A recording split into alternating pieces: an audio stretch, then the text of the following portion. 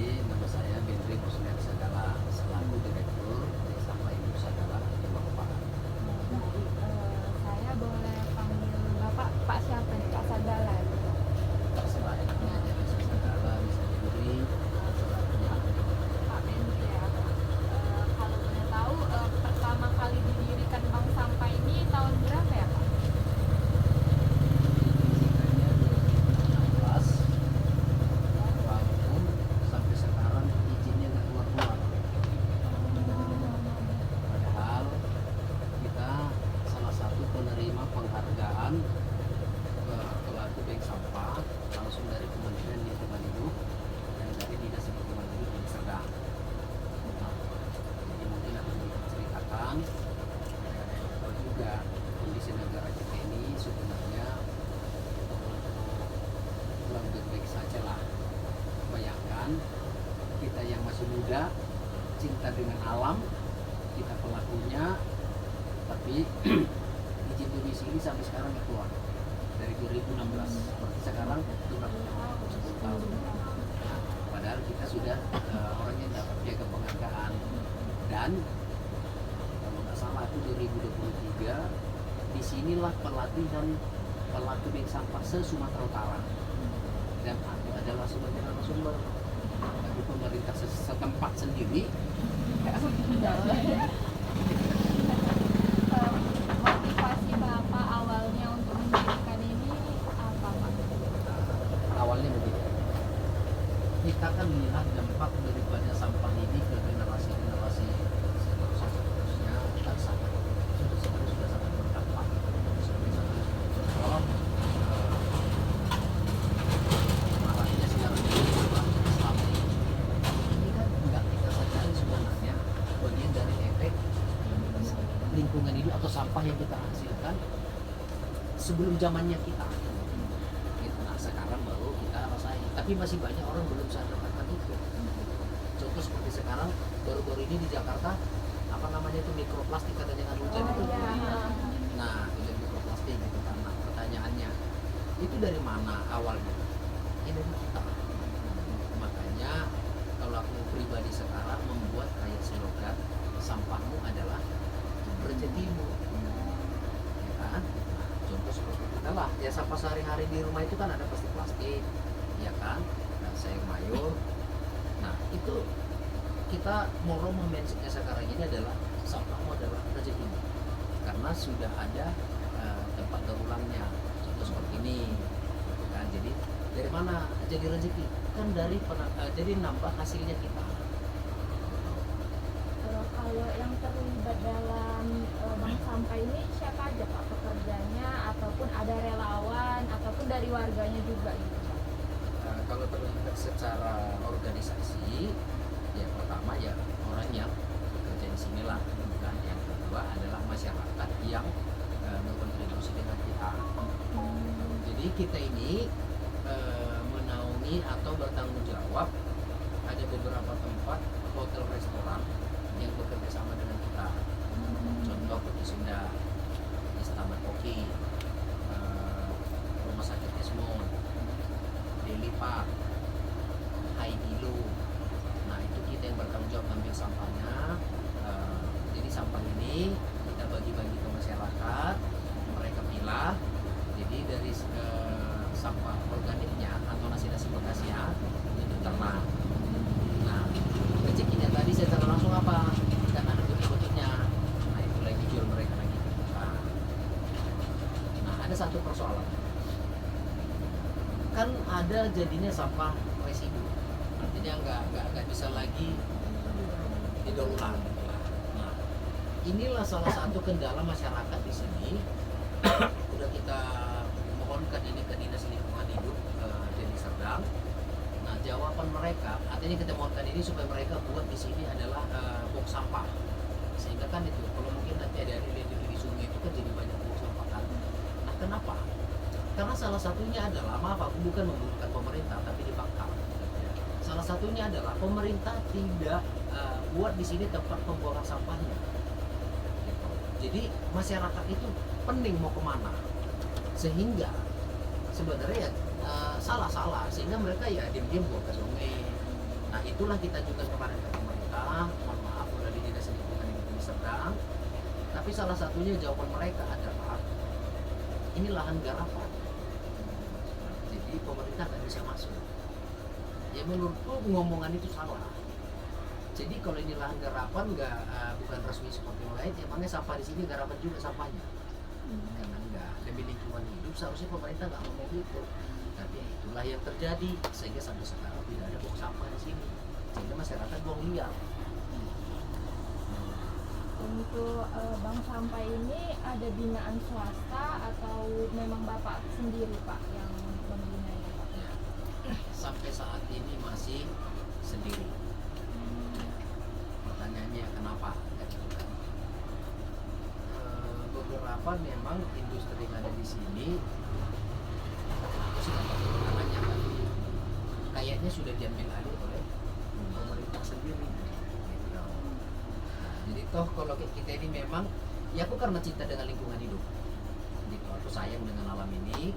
Masalah aku didukung nggak didukung oleh swasta atau pemerintah, bagiku nggak persoalan. Bagiku ya aku lakukan perbuatanku untuk melindungi alam ini sesuai kemampuan dan pengetahuanku. Jadi sampai sekarang belum ada kita dibina secara organisasi, contohnya ada kan program pegadaian gitu, atau CSR dari PLN atau segala macam, belum. Sampai sekarang masih model sendiri, otak sendiri, tenaga sendiri. Jadi kalau ada maksudnya aku mau juga. Kalau nasabah yang ada di bank sampah ini totalnya itu berapa Pak? Kalau secara keseluruhan, tapi kadang kan mereka fluktuatif ya. Kalau secara keseluruhan sih kurang lebih ada 100-an orang. Nah jadi salah satunya begini, kita juga ada beberapa pelaku bank sampah di daerah ya jual ke kita. Karena kebetulan kan gini, ada beberapa bank sampah itu kan volume sampahnya masih sangat sedikit. Nah, jadi kalau mereka menjual ini ke pengepul-pengepul biasa, harganya kan lebih murah, gitu kan. Nah, jadi kalau kita kan sudah berhubungan langsung dengan beberapa pabrik, jadi artinya harga kita dengan harga pengepul biasa kan berbeda. Nah, jadi mereka jual ke kita, karena kita satu organisasi bank sampah, ya harganya kita naikin, baru kita buang ke pabrik. Karena kalau ke pabrik kan nggak semua bisa sembarang masuk, dia kan ada di harus ada namanya kita dulu, kalau nggak bisa juga masuk sembarangan. Bapak pas awal dirikan ini langsung ada hubungan sama pabrik atau lama prosesnya itu Pak? Kalau kita karena kebetulan aku mantan dari dunia pendidikan, banyak aku kenal perusahaan.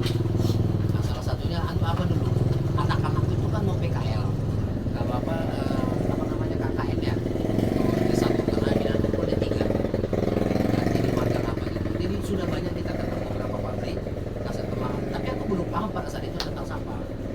Aku nggak ngerti karena dulu yang jurusan di kita ada elektronika, komputer sama otomotif. Nah, jadi berdasarkan itu 2010 aku mengundurkan diri. Jadi nggak begitu sulit sebenarnya aku jadi bekerja sama mereka karena dasar dari kampus. Selanjutnya nih, ini mau tanya juga nih Pak, apa aja sih Pak jenis sampah yang ditampung di sini untuk ini kata Ya, semua kita tampung sepanjang tidak bersinggungan dengan limbah B3. Nah, kita ini kan pengelola sampah non B3. Contoh B3 itu apa, tahu kan? Baterai, bola lampu, oli. Nah, kalau itu kita memang nggak tampung karena pelaku bank sampah ini adalah tidak boleh mengelola itu. Nah, mereka punya izin sendiri limbah B3-nya. Jadi apa-apa aja tuh kan itu. Seluruh yang dapat kita jual kembali. Gitu. Jadi ya kalau aku sebutin satu-satu ada sekitar 62 jenisan gitu. Kalau di kita, karena kami ini sudah membina beberapa bank sampah. Jadi kalau mereka datang itu kan ngumpul nih HD ini masih satu tempat. Di HD ini banyak lagi jenisnya. HD warna, HD bening, HD putih, HD kuning, hitam, biru, masih banyak lagi. Jadi di sini itu sudah kita pilah semua. Nah, artinya sudah sesuai dengan kebutuhan pabrik gitu. Jadi jenisnya banyak, plastik aja banyak, sekitar 60 lebih jenisnya. Ini aku mungkin bisa sebutin satu-satu, tapi intinya sampah yang dapat didaur ulang untuk sementara ini di posisi Sumut. Nah, kalau posisi di Jawa sudah lebih banyak lagi hal yang laku. Di sini belum tentu laku, tapi kalau di Pulau Jawa itu sudah laku. Contohnya apa? PVC lah, atau tahu apa? Minyak angin itu, cap kaki tiga. Kan ada yang kecil itu kan? Yang kecil itu, kaki tiga itu minyak angin. Bukan yang plastik. Caplang. Acap lah. Nah itu di Medan sampai sekarang belum bisa didaur ulang. Tapi kalau di Bandung itu udah. Gitu. Nah sepanjang apa yang sudah laku di Sumut itu semua kita tampung, kita daur ulang. Dan ada beberapa jenis itu udah kita cacah. Nah setelah kita cacah, kita jual ke pabrik. Nah di pabrik ini diolah lagi atau dimasak jadi biji. Nah dia naik lagi ke atasnya. Jadi bahan jadi di atasnya kita itu dua lagi, kita pecah di atasnya memasak jadi biji kayak mata ikan gitu kan, gitu kan. Nah setelah itu di atasnya lagi baru cetak barang jadi. Pak, saya mau tanya dulu Pak, sumber utama dari masalahnya gimana? Kan udah jelasin Pak, dari pabrik, juga dari mall. Nah, sumber utamanya itu dari mana? Kalau salah satu sumbernya adalah dari masyarakat sendiri. Nah, kalau kita ini kan penghasil sampah pribadi begini itu biasanya itu sekitar 0,7 kilo per orang hari. Itu salah satu sumber. Nah yang kedua dari hotel, yang kedua dari restoran, ada juga yang rumah sakit tapi yang sampah basahnya atau organiknya. Itulah beberapa sumber kita. Jadi artinya ada beberapa hotel restoran yang memang bekerja sama kita, tapi bukan berarti jadi binaannya kita atau binaan kita mereka, bukan begitu. Modelnya ya sampahnya mereka itu dikasih ke kita, ya kita kerjain. Nah bukan berarti contohnya seperti tadi ada nggak ke CSR, enggak. Artinya kalau dari CSR itu jelas yang dikasih itu adalah duit, kita bina orang, kita kelola setelah ini bukan. Memang sampahnya dia, toh daripada mereka buang ke ke TPA. Nah kita jalin kerjasama gimana caranya sampah ini sama kami sehingga beberapa masyarakat yang ada di sekitaran sini ada kegiatannya gitu. Karena mereka juga butuh nasi bekas ya, karena di sini adalah salah satu peternak bimba gitu. Jadi nasi bekas itu untuk peternakan begitu ya. Lanjutnya Pak, tadi kan tadi kan Bapak bilang kalau ini tuh ada 2 tingkatan lagi nih untuk jadi bahan dalam barang jadi. Nah kalau misalnya nih Pak nanti ada masyarakat atau misalnya ada restoran yang mau kasih sumber sampah nih ke sini Pak, jadi itu harus dipilah dulu atau bisa langsung dikasih ke misalnya tadi kan sesuai warna atau sesuai jenis plastiknya gitu, atau bisa langsung Ya, jadi pada dasarnya adalah yang datang kemarin itu masih bergabung dengan jenis-jenis lain. Nah, jadi di sini tim kita itu dipilah sesuai dengan jenisnya dulu. Artinya PP, AD. Nah, PP ini juga kan ada PP gelas, PP keras, segala macam, masih banyak juga lah. Jadi setelah dipilah jenisnya, baru dipilah lagi warna-warnanya sesuai warna gitu. Nah jadi kalau yang datang kemarin itu adalah masih nyampur. Kalau bahasanya di sini apa, cong gitu lah. Nah cong nyampur dia semua. Nah jadi di sini dipilah lagi sesuai jenis dulu. Setelah dipilah sesuai jenis, baru dipilah lagi sesuai warna.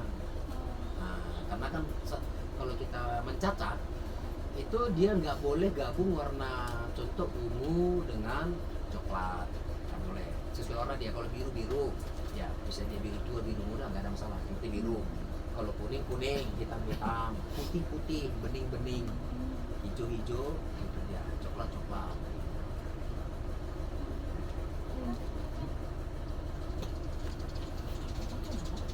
Oke Pak, untuk selanjutnya itu transaksi pengelolaan sampah dari masyarakat ke sini itu kalau dari segi pengambilan sampah nih kan Pak, masyarakat datang ke sini, bank sampah ini menyediakan nggak Pak, misalnya truk sampah atau seperti misalkan banyak nggak beca gitu kan Pak.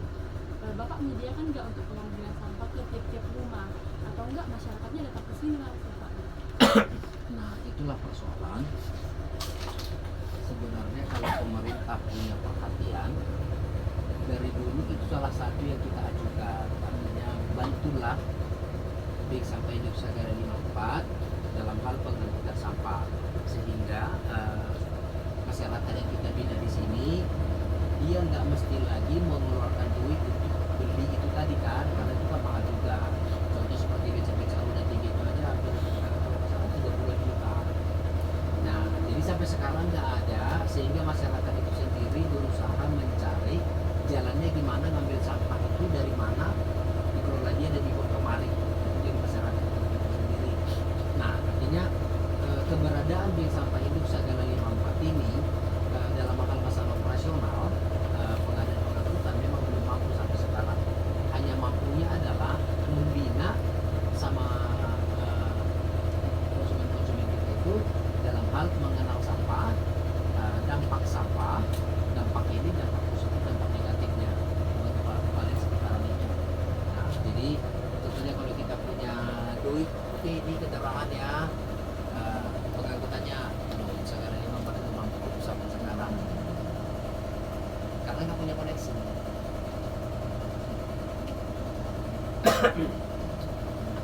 Ya Pak, terus saya mau terkait gimana sih Pak respon dari masyarakat dengan adanya bank sampah ini Pak? Apakah terganggu ataukah mereka fine-fine aja gitu Pak? Karena kan mesinnya mesin dompleng ya kan Pak, lumayan berisik dia kan Pak. Mesin mobil. Iya mesin gitu. Apakah dia masyarakat ini kayak bisa nggak jangan terlalu berisik gitu Pak? Atau ada nggak respon? Jadi begini, setiap akibat pasti ada kurang atau suatu kebijakan yang ada kurang. Jadi justru masyarakat di sini adalah senang dengan adanya kita di sini pencacat. Melakukan sampah yang kelasnya sudah pencacat. Karena apa?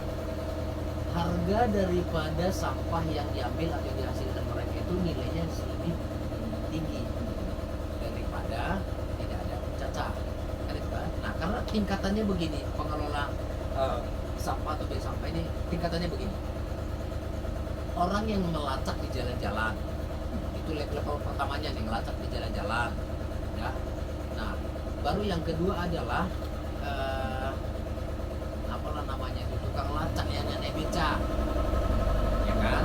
Nah, yang ketiga penampung, yang keempat pencacat, yang kelima memasak jadi pelet, yang keenam baru barang jadi.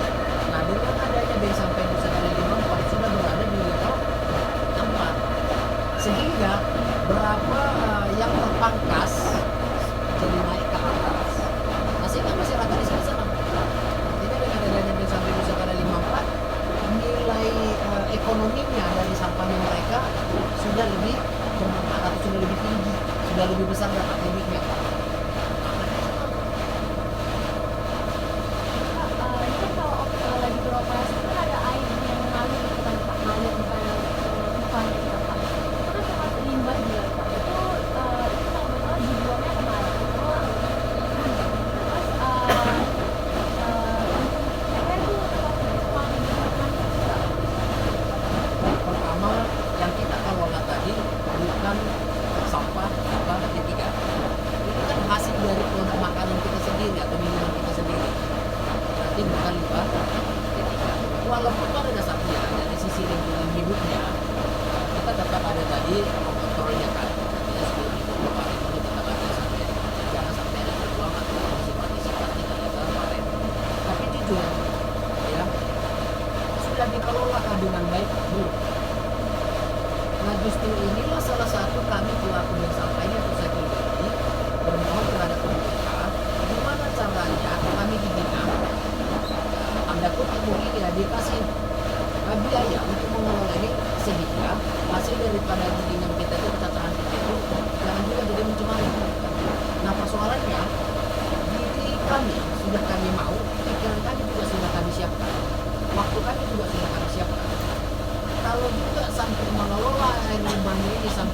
sekali lagi balik, maaf kami nggak mampu.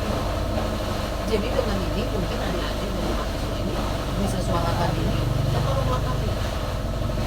Artinya kan kami sudah ngasih diri kami nih, ngasih waktu kami, ngasih pikiran kami, ngasih tenaganya kami, ya kan? Tapi dipaksa lagi kami, ini banyak harus dari mundur ini. Saya bilang itu, persoalannya adalah anggarannya tambah baru. Dan gimana cara mengelola limbah itu? Walaupun ini bukan limbah B3, tapi kan tetap namanya limbah juga jadinya kan. Nah, untuk mengelolanya kami nggak punya dana. Ya kalau pemerintah mau tangkap ya tangkap aja. Terserah. Tapi ya faktanya itu kita juga nggak bohong. Dan kita juga niatnya adalah untuk mengurangi sampah yang dibuang ke TPA. Kalau tidak ada kami, seperti kami nih ya, dari seluruh jenis sampah ini, kami ribuan ton setahun juga yang kami daur ulang. Berarti sudah ribuan ton sampah ini tidak dibuang ke TPA. Pertanyaannya, apakah sudah nggak layak pemerintah tanda kutip nggak usah dulu apa membina kamu? Ya seharusnya mereka kasih insentif ribuan ton sampah dari sampah industri segala ini yang dikelola dari sampah masyarakat ribuan ton setahun. Tapi maaf nih, masyarakat sebabkan ini dulu nggak ada apa-apa. Jadi masukkan ke TV. Ini berada di desa Multikia, kecamatan Jember, Kabupaten Deli Serdang, Provinsi Sumatera Utara. Sampai detik ini 100 perak pun tidak ada. Dan salah satu pelaku bank sampah dan pelaku bank sampah se-Sumatera Utara, Don Bonus dan Sagala, tempatnya di sini. Nah, buktinya ada. Nanti cari di Facebookku Dendri Sagala, cari di TikTok Dendri Sagala 54, ada di situ semua. Oke, jadi jangan coba pemerintah cari kesalahan kita. Tapi kita mau cari juga kesalahan pemerintah. Udah kita kasih waktu, pikiran, tenaga, dicari-cari lagi, limbahmu begini, begono. Nah ini itulah Indonesia. Oke, jadi sampaikan, kalian sebagai mahasiswa ini sampaikan itu. Keluar pelaku dan sampai itu apa? Tidak adanya pembinaan dalam hal profesional. Tapi diri kami udah kami kasih, udah kami mau. Ya jujur aku tanya nih satu-satu nih, ya. Aku kasih duit nih, tapi adik ini harus mau melakukan seperti kami lakukan, memilah sampah. Ya, maaf, mau nggak? Kita belak-belakan, jangan memframing diri. Oh kami sarjana kesehatan masyarakat sangat peduli dengan ini. Nggak terbakar lidah bilang api, praktekkanlah. Jadi ya. Jadi Pak, saya mau sedikit kalau di sini itu kan salah satu kayak tadi seluruh bank sampah ada kegiatannya di sini. Pernah melatih mereka dalam hal pengenalan sampah. Itu hanya pihak-pihak bank sampahnya, bukan masyarakatnya kok Pak? Enggak, pelaku bank sampah Sumatera Utara itu di zaman itu sekitar 100 orang gitu seluruh Sumatera Utara. Yang diharapkan dari kegiatan itu apakah pihak-pihak bank sampah ini melakukan edukasi juga ke masyarakat terkait dengan pemilihan sampah itu? Salah satu tujuan itu pada saat itu adalah artinya pelaku bank sampah ini tidak semua juga paham jenis sampah, ya kan? Tapi soalnya mereka mau memberikan dirinya, waktunya. Nah, tapi ayo kita semua kerjasama, silahkan ngumpul. Kemarin aku titipkan tadi mana sponsornya, jadi seluruh mulai dari Nia segala seluruh sumber lah. Kan 33 kabupaten kota di Sumatera Utara, jadi datang kemari, di sini lakukan caranya di jalan. Nah, jadi itu aku perkenalkan, ini sampah jenis ini, namanya ini laku sekian, nah, ini yang nggak laku kita jelasin semua. Nah, jadi tujuannya pada saat itu apa? Pertama pelakunya kenal dulu kan, nah, kenal dulu dan tahu dulu manfaatnya sama dirinya masing-masing paling tidak. Artinya bisa cerita sekarang ini aku ceritanya ini ada duitnya nggak? Tapi nggak apa-apa, itu kira-kira aja kan, namanya hidup. Itu kita jelasin sehingga mereka membawa ilmu pengetahuan yang dari sini tadi mengembangkanlah di daerah mereka masing-masing. Oke, terkait untuk dari bank sampah Bapak sendiri sudah melakukan edukasi ke masyarakat Pak atau sudah sampai tahap mana? Jadi nanti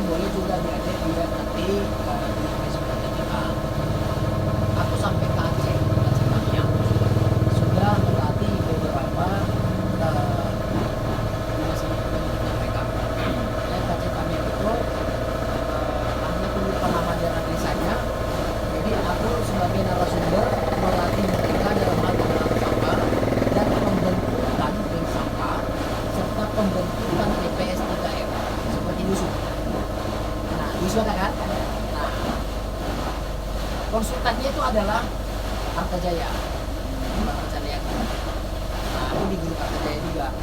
Nah, jadi kita yang ngapain itu. Waktu itu kemarin datang Pak Bobi kan berapa bulan yang lalu kan, aku ada di situ.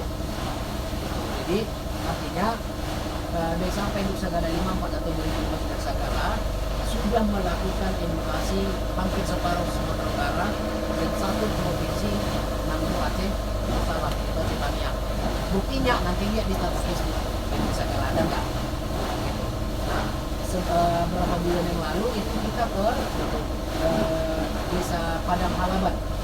Kita 2 hari di sana melatih beberapa bentukan daripada sinar mas group. Kalau nggak salah pada saat itu ada 26 peserta yang bakalan membentuk bank sampah di unit mereka masing-masing. Nah, sinar mas group itu baik. Ini dilatih para pekerjanya, kan mereka ada di rapat, ada di pusaran, ada di mana-mana, apanya di seluruhnya. Nah, kita latih membentuk bank sampah di unit masing-masing. Nanti ada di tes. Artinya ngomongan kita harus kita buktikan. Jadi Bapak bilang tadi Pak, dalam 1 tahun ada beribu-ribu ton sampah yang Bapak beli. Jadi kalau dalam sekali itu ada berapa Pak penjual? Yang kita kelola. Nah, gini, yang kita kelola ini kita cacahkah atau kita ambil dari masyarakat, kita sortir, kita bawa ke pabrik? Yang mana nih? Dua-duanya Pak. Oh, dua. Nah, kalau yang kita cacah, kita nggak setiap hari menggiling. Artinya kan, kebetulan gilingan kita ini kapasitasnya kan 5 ton sehari kalau PP. Nah, sementara sekarang ini adalah karena lesunya perekonomian kan barangnya agak sedikit nih. Nah, sementara yang bikin mesin kita ini operasionalnya besar. Karena mesinnya kan mesin mobil, mesin truk. Jadi sekali memasin aja beberapa liter habis. Nah, jadi secara detail aku sekarang nggak bisa apa, tapi nanti kalau memang perlu ada notanya yang kita bagi. Dan ada beberapa kita ambil dari konsumennya kita, memang dia sudah layak langsung jual ke pabrik, jadi kasihlah lagi kemari, kita jemput ke sana, langsung kita oper ke pabrik. Tapi jelas totalnya adalah seluruh sampah yang dapat didaur ulang atau nilai duit itu ribuan ton setahun. Dan beberapa pabrik kerjasamanya kita, contoh nih ya kan, Evergreen ya kan, Andalas, Hilon. kalau plastik itu gilingan itu yang di apa? Hilon. Nah, Hilon, banyak lah, aku lupa sih nama pabriknya yang berhubungan dengan kita. Nah, dia menampung dari kitanya. Tantangannya kan Pak, Bapak dengan tantangan itu. Kalau tantangan utama dari belakangnya sendiri yang tantangan utama Tantangan utamanya adalah pemerintah hanya teori aja mengatakan bahwa peduli dengan sampah, lalu melakukan sampah dengan peduli. Tapi apakah dengan tantangan itu Direktur Bank Sampah Induk Sagala 54 dan Timur Tengah Sagala menurut enggak? Karena memang cinta dengan anak. Mau Anda dukung silakan, nggak dukung terserah. Ya kita akan tetap jalan. Tapi tantangannya seharusnya itu supaya lebih bisa kami salurkan apa yang kami tahu ini terhadap masyarakat. Sebagai satu contoh ya. Ini di beberapa pelatihan bank sampah aku sudah sebut. Masyarakat kalau dia punya duit banyak is oke. Tapi kan banyak masyarakat ini adalah ekonominya kan lemah. Tapi masih beli cabai, ya kan? Masih beli sayur, masih beli bawang untuk kebutuhan sehari-hari. Aku tidak tahu nih kalian ini masak sendiri atau kos. Katakanlah ya beli cabai, beli bawang, beli sayur sehari-harinya 20.000 satu rumah tangga. Ingat ya 20.000 ya. Kali sebulan 600.000. Pertanyaannya, bisa nggak ini nggak keluar 600.000 sebulan? Bisa. Persoalannya adalah kesadaran masyarakat atau mindsetnya masyarakat masih jauh. Contoh, untuk kebutuhan masyarakat, coba dibuat aja satu rumah tangga 5 pokok cabai rawit. Pertanyaannya, masih beli nggak cabai itu sehari-hari? Satu. Yang kedua, kan ada kangkung akar, bayam akar. Coba itu ditanam,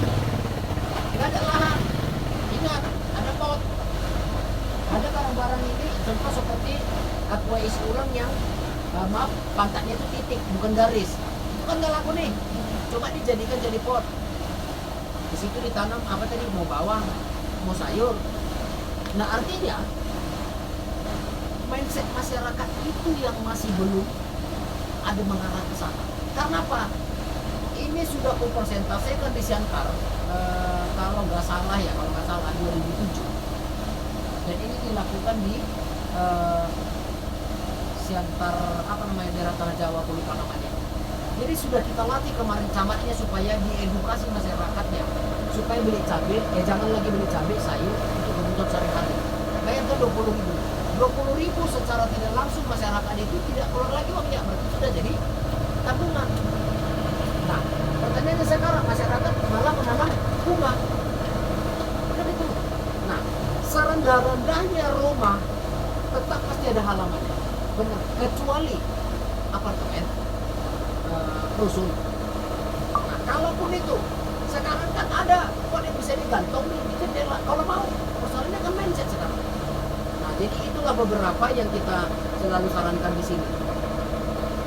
Mindsetnya itu sudah dirubah. Jangan geser lagi, itu jadi mama-mama nih kan. Nah, tapi kalau mungkin kalau ekonominya menengah ke atas, ya nggak malah dipikirin itu gitu kan. Tapi yang udah kehidupannya susah, tapi beli cabai lagi, beli sayur lagi, beli bawang lagi, kan kacau deh. Nah itulah beberapa kalau kita mengadakan pelatihan itu selalu aku bilang, nah, supaya itu ditanam, jadi nggak beli lagi. Jadi berarti Pak, apa harapan Bapak untuk sistem pengolahan bank sampah ini Pak ke depannya? Pengolahannya.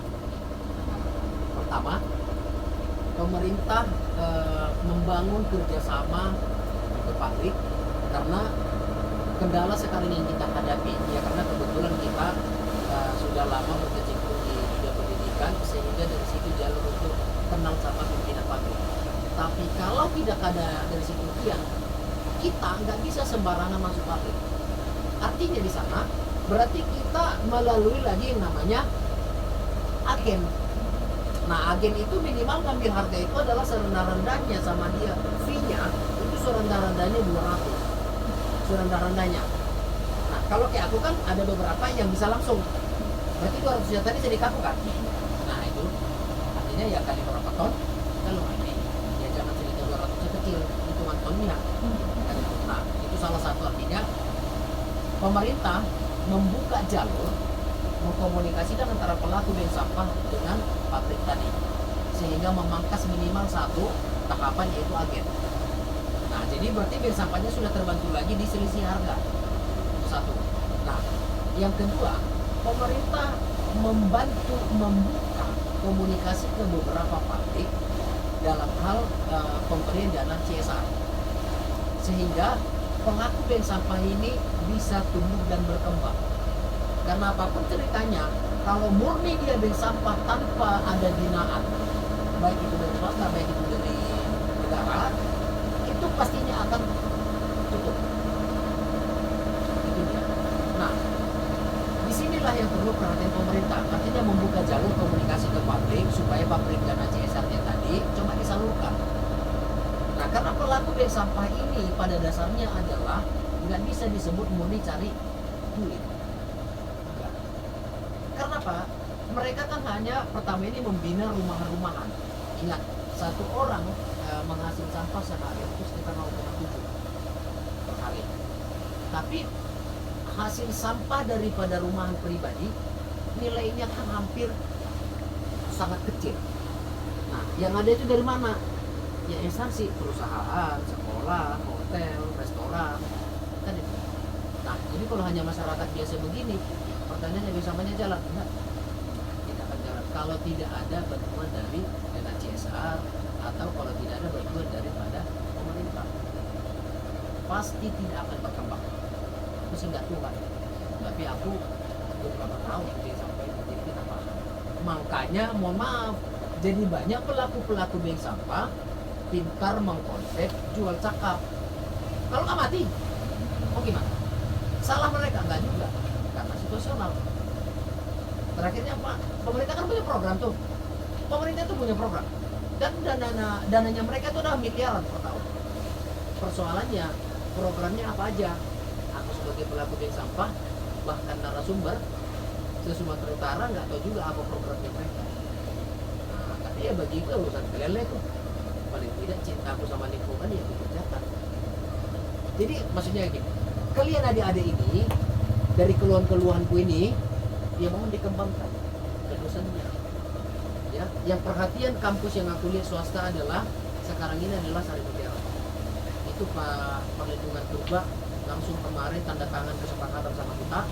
Nanti lihat juga di Facebooknya ada aku tanda tangan bahwa sepakat ikut mengelola sampah ini dengan baik. Kemarin ada sponsornya dari Korea Selatan. Nah, tapi persoalannya kan antar negara ke negara. Ya tahu lah ya, negara yang tercinta ini kalau bisa sulit ngapain di itu balik-balik hidup. Jadi udah hampir 1 tahun nggak ada juga. Oke. Untuk pengumpulan sampahnya itu ada hari tertentu Pak atau memang setiap hari gitu Pak? Ada datang masyarakat ataupun dari perusahaan atau kayak kopi tunggal gitu Pak? Kalau ngambil sampah hotel restoran kita setiap hari. Nah, tapi kan tim kita yang mengelola. Nah, itu nanti itu bukan di sini, di sekitar sini orang itu mengelolanya. Itu diambil mereka malam-malam di atas daripada jam 11 malam. Jadi sampai ke jam 6 pagi. Nah, baru setelah itu pagi begini dikelola mereka lah dibilang.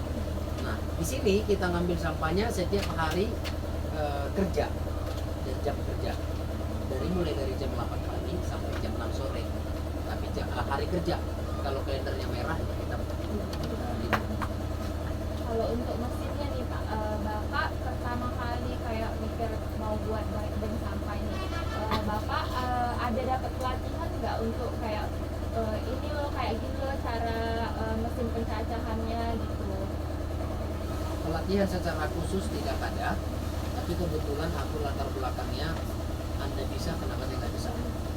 Tapi dasarnya aku banyak habis uang ya, karena aku dari dunia pendidikan masuk ke dunia sampah nol pengetahuan. Tapi karena memang aku cinta tadi, ya udah aku percaya.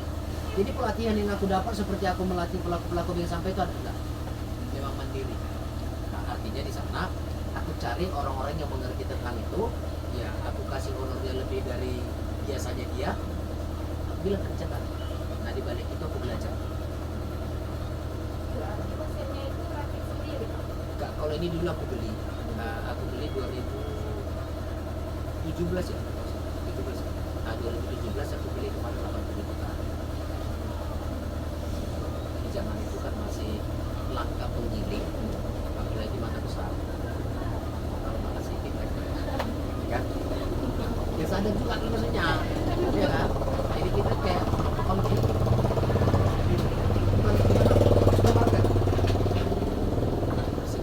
Tapi fakta kan, benar nggak? Kalau mata-mata besar ini masih di level untuk seperti ini masih yang banyak. Kadang-kadang dihapus gitu. Tapi itu realita itu. Jadi maksudnya kita yang mata-mata besar ini artinya penduduk sendiri ya. Jangan mereka. Baik, mungkin tidak selesai pertanyaan yang kami ajukan ke Bapak. Kami ucapkan terima kasih Pak karena dengan diskusi ini kami banyak nambah wawasan Pak. Mungkin hanya itu saja. Selamat siang Pak.